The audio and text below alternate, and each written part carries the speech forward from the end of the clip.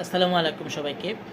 একবার হজরত মুসা আলাইহিস সালাম তার ৭০ জন বনি ইসরায়েলের সর্দারকে তুর পাহাড়ে নিয়ে গেলেন আল্লাহ পাকের কাছে ক্ষমা চাওয়ার জন্য। কারণ তারা একটি সোনার গরু তৈরি করে সেটার পূজা শুরু করেছিল, যার কারণে আল্লাহ পাক তাদেরকে বলেছিলেন তুর পাহাড়ে গিয়ে ক্ষমা চাইতে এবং তওবা করতে।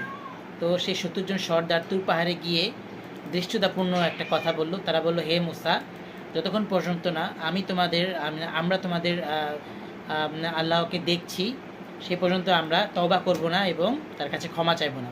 এই দুষ্টতাপূর্ণ কথার জন্য হঠাৎ করেই আসমান কালো হয়ে গেল এবং চারপাশ অন্ধকার হয়ে গেল এবং বিদ্যুৎ চমকাতে লাগলো এবং সাথে সাথে ৭০ জন সর্দার মুহূর্তে ঝলসে প্রাণহীন হয়ে গেল। এটাকে কোরআনের ভাষায় রাজফা বলা হয়।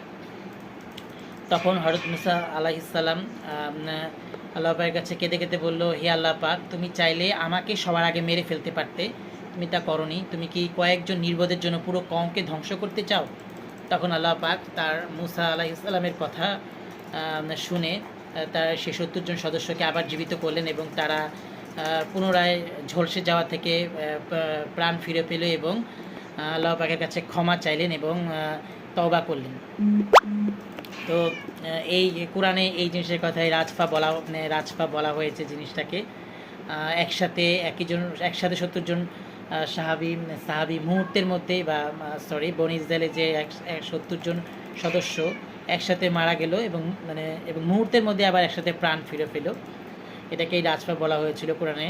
তো ধন্যবাদ সবাইকে। সবাই যদি প্রথমেই কাহিনীটি শুনে থাকেন তবে সবাই আলহামদুলিল্লাহ লিখবেন। ধন্যবাদ সবাইকে।